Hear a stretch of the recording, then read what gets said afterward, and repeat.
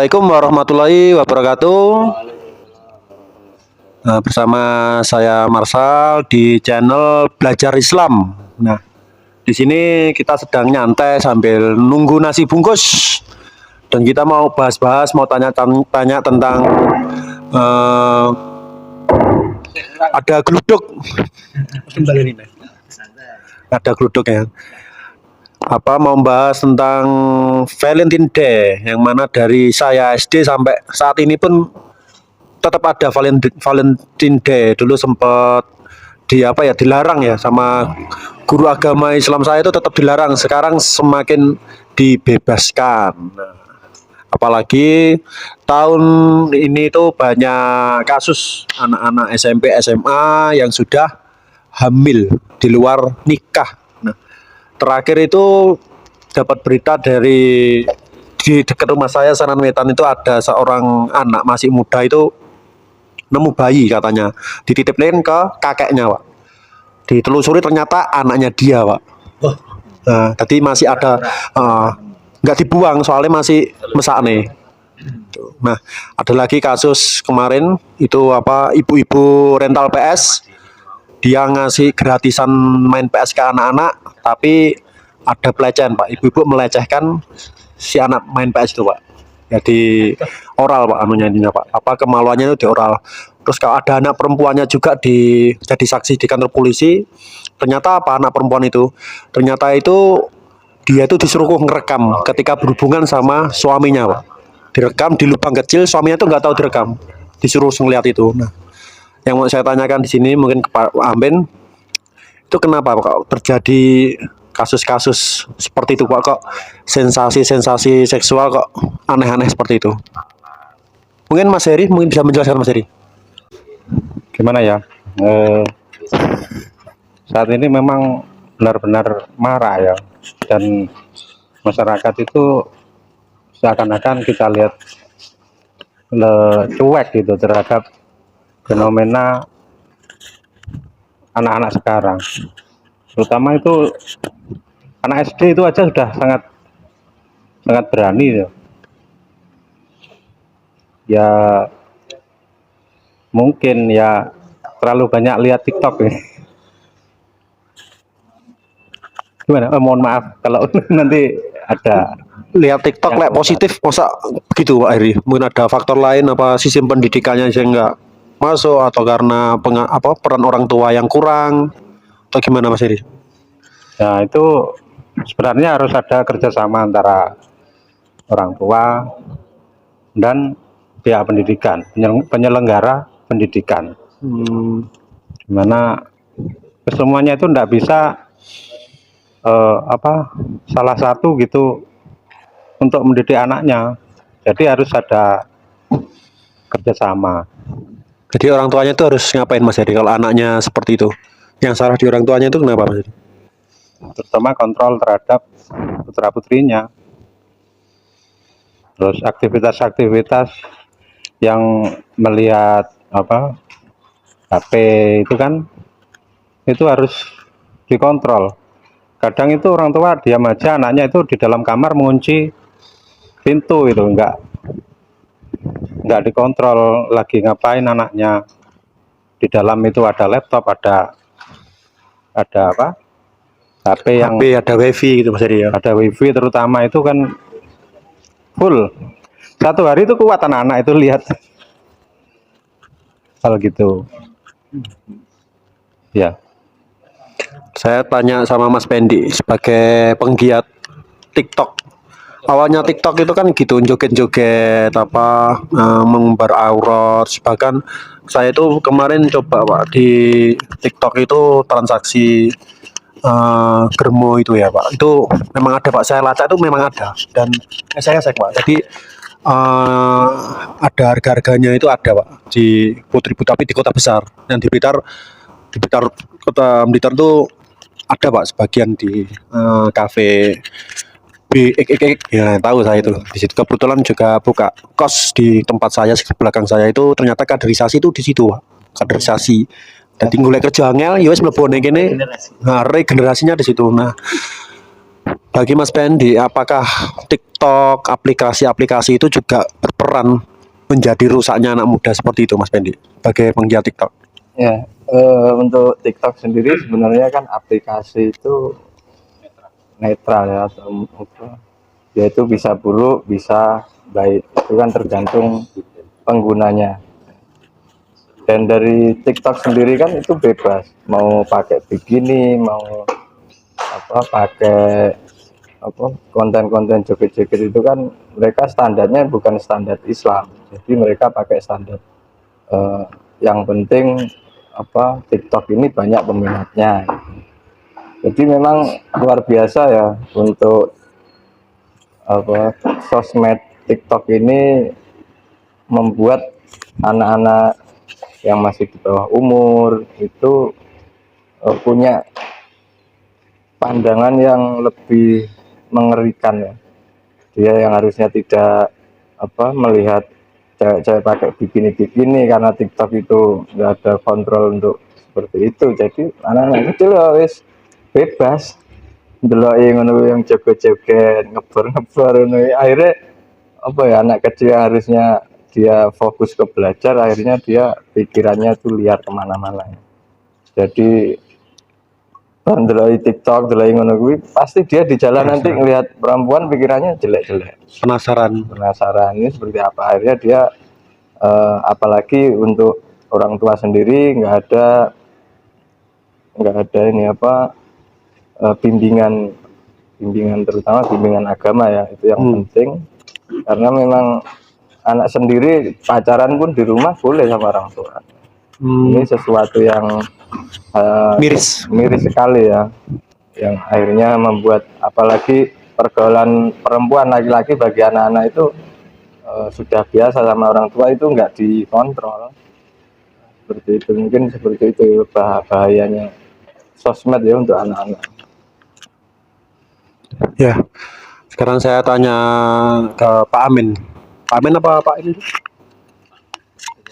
Ya, sebagai orang tua, Pak. Sebagai orang tua, saya ini juga sudah menjadi orang tua, Pak. Saya tuh ngeri, Pak, nanti anak saya di era zaman yang seperti ini tuh, kita itu ngontrolnya seperti apa.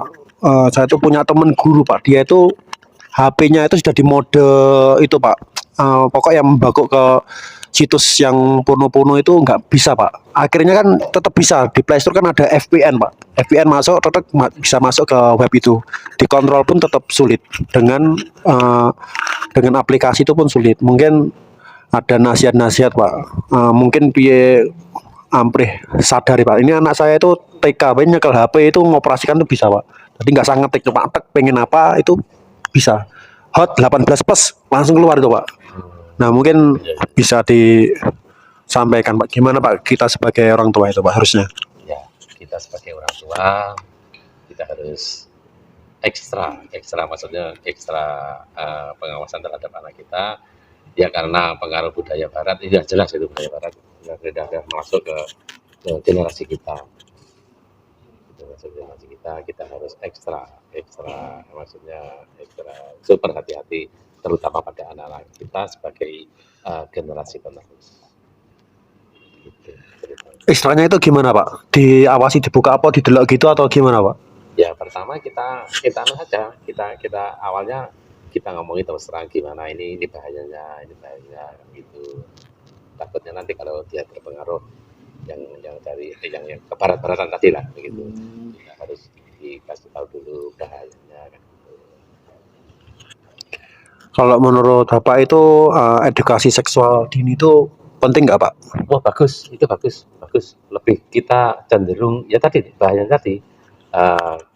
Jangan sampai kita sebagai orang Muslim, jangan sampai generasi kita dan terutama anak kita itu sampai terjerumus ke seks bebas tadi kan gitu. Kita harus hati-hati, terutama pada generasi kita, untuk generasi yang akan datang gitu.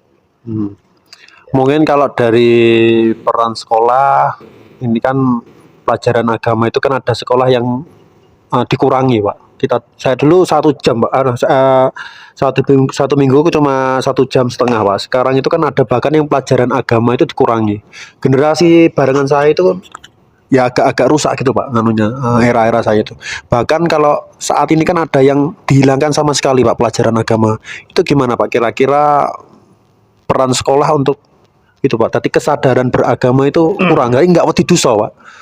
Ya, itu malah kurang bagus. Seharusnya masalah agama itu harus yang nomor satu kan gitu. Kalau malah jam pelajarannya dikurangi malah lebih bahaya kan itu. Iya. Kan gitu loh, Pak. Apalagi dihilangkan Pak ya. Nah, iya. Itu termasuk basicnya kan gitu. Sebagai agama nanti kita tuh awalnya menata akidahnya gimana gitu.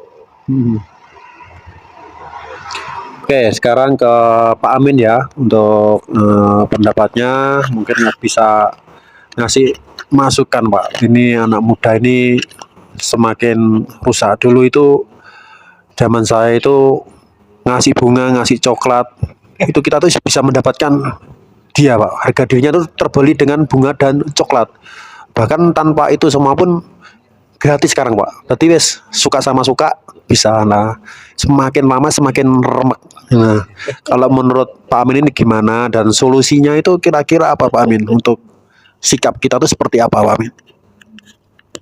Ya. Oh, angel Mas, pertanyaannya Mas. Angel jawabnya maksudnya. Ya, ini tahun berapa?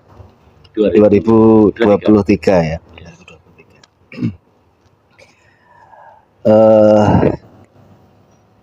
Ya kita ngomong realita terus nanti kita coba bawa ke idealita ya. Realitanya memang begini.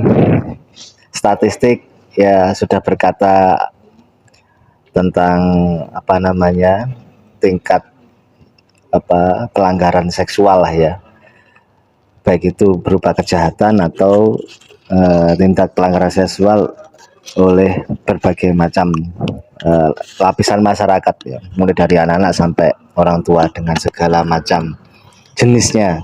Tadi ada yang ibu apa rental PS ya, memaksa mengoral ini yang anak-anak laki-laki yang rental PS di tempatnya, bahkan dia nyuruh anak kecil perempuan untuk merekam ketika dia berhubungan badan dengan suaminya tanpa diketahui. Tahu suaminya di lubang kecil gitu. Kayaknya sudah sakit itu si perempuan ini. Ya kurang tahu apa namanya motivasinya apa, karena itu kan bisa dijual sebenarnya. Bisa Pak. Seperti kasus kemarin kebaya merah itu kan dia melakukan itu karena dibayar untuk dijual melalui platform Twitter ya.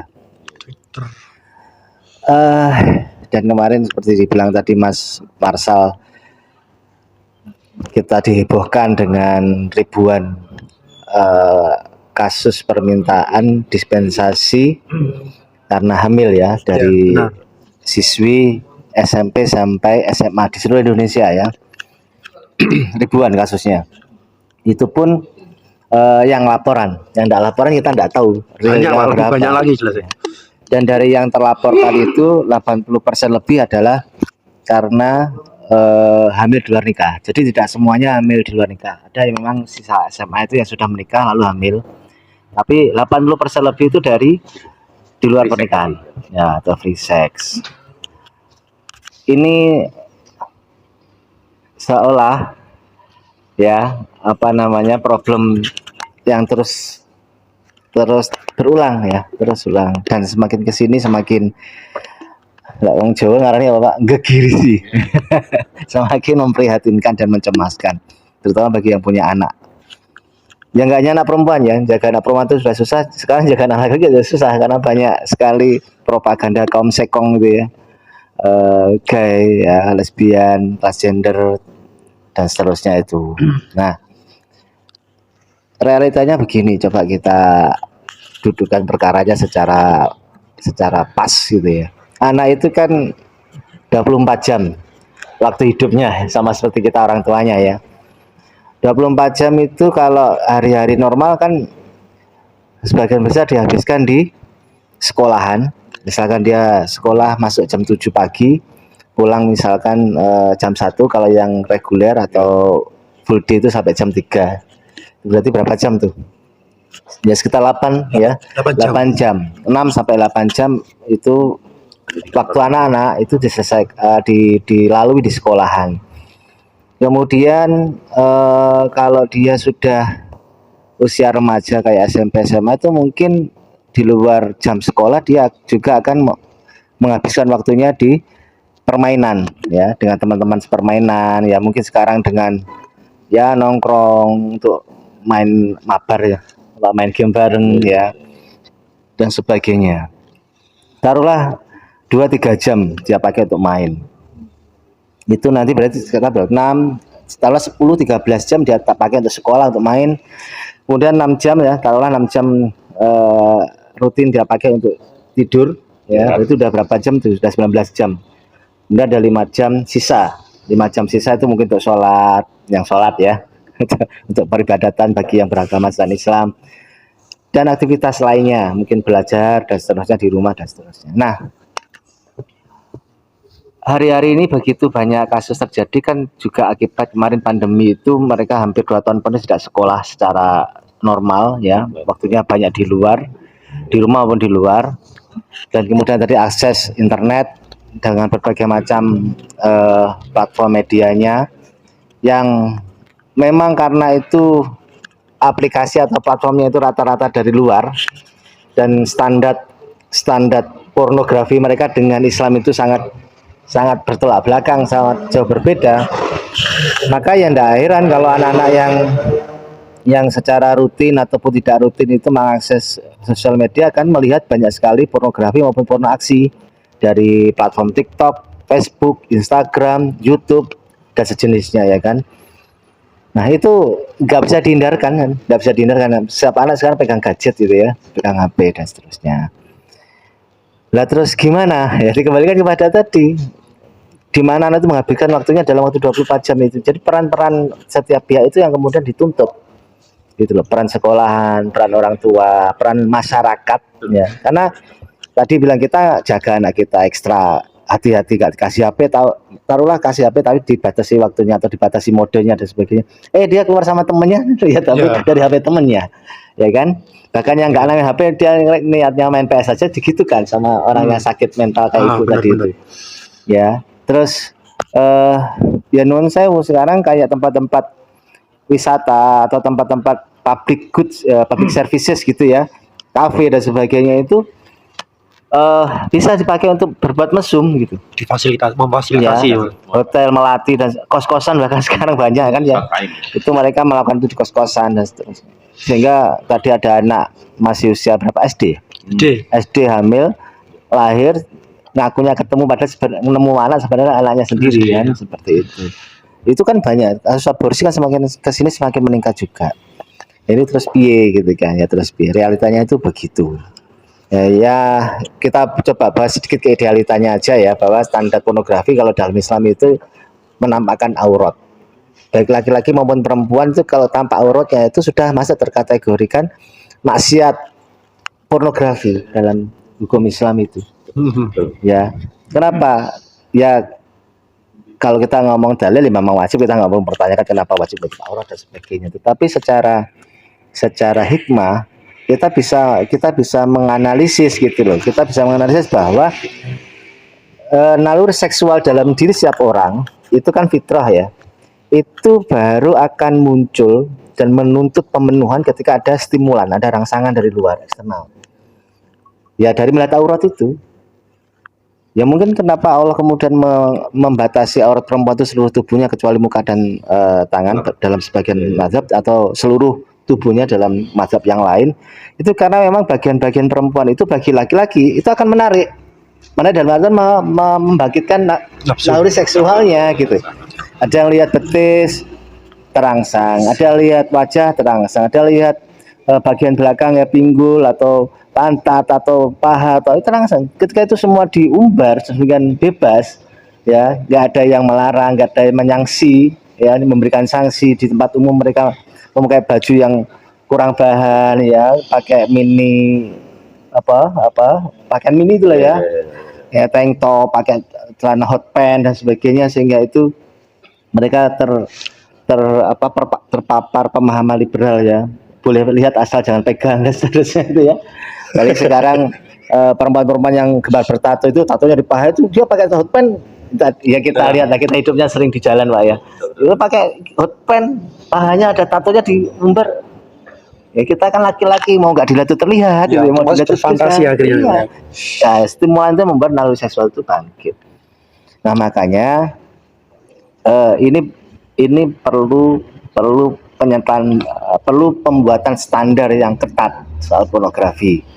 Ya. Sayangnya memang kita hidup di masyarakat yang sekuler, yang memang kemudian didrive untuk menjadi liberal, ya dengan apa tadi itu, dengan dogma bebas berekspresi, bebas berkelakuan, ya intinya kan selama tidak ganggu orang, oke lah, ini tubuh-tubuhku sendiri. Dan bahkan kalau dia mau beli beli beli apa WTS atau PSK itu mungkin duit sendiri, PSK-nya aja mau dibayar. Atau Purel mungkin maksudnya, kalau Mas yang maksudnya. iya purel dan suka sama suka, wong pacarku aja mau, kenapa kamu yang resek, dan seterusnya dan seterusnya dan seterusnya.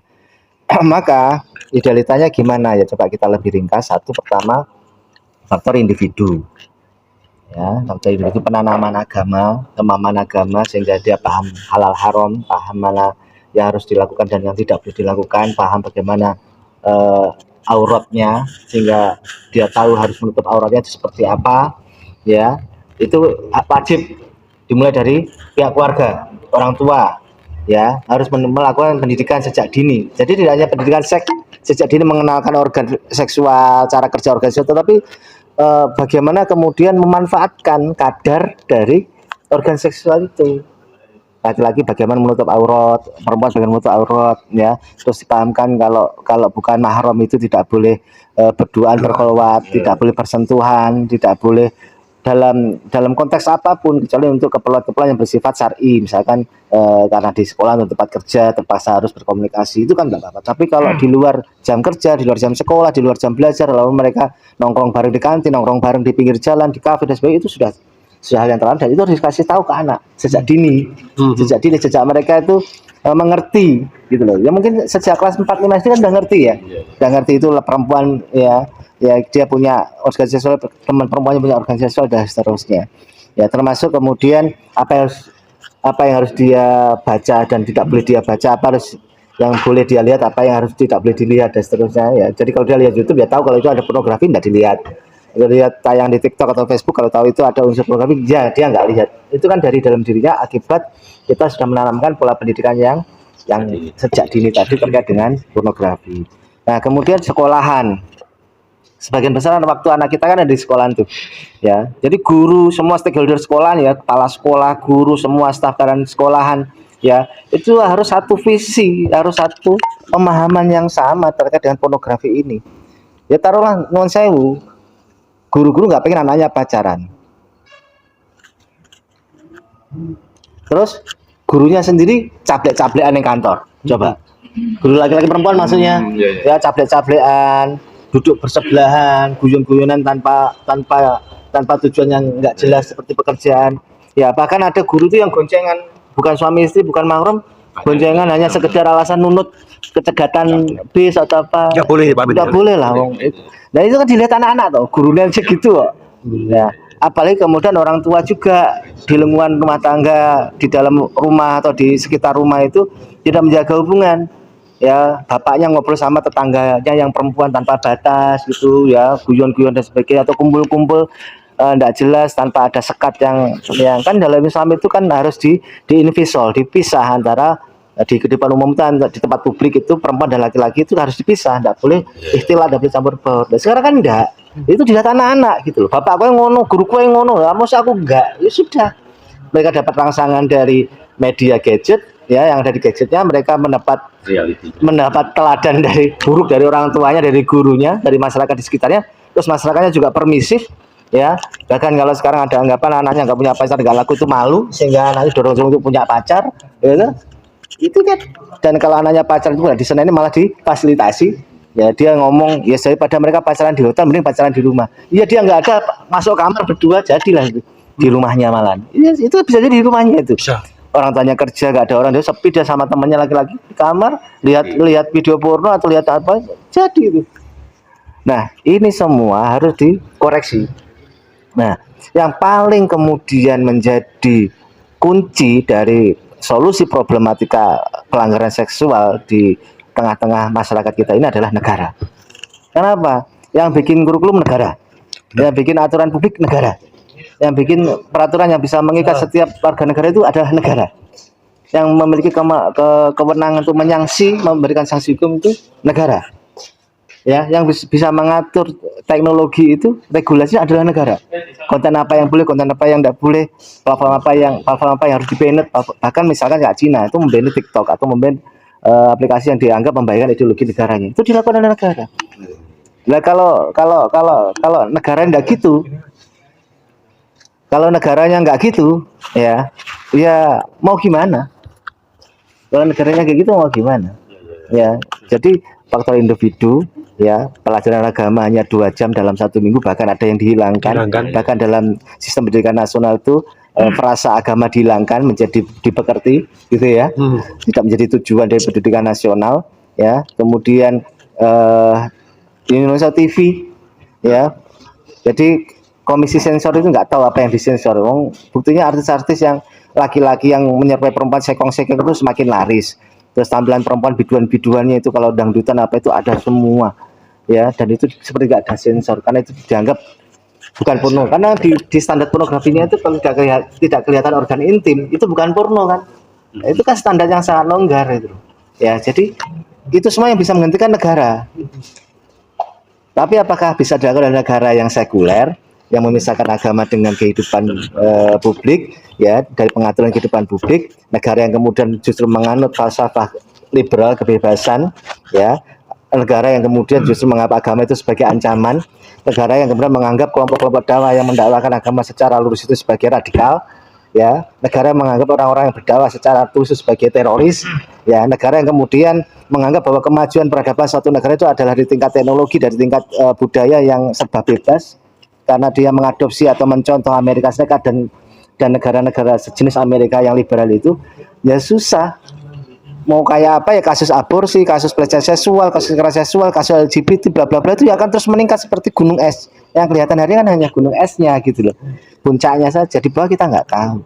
Maka ya kalau tanya solusinya gimana, ya terapkan Islam apalagi, ya. Jadi masyarakat yang kemudian jujukan Islam, ya belajar Islam biar tahu kenapa kita harus selalu menawarkan Islam, kenapa kita selalu menawarkan syariat, kita selalu menawarkan negara yang kemudian berasaskan Islam. Belajar Islam, jangan keburu nyinyir gitu.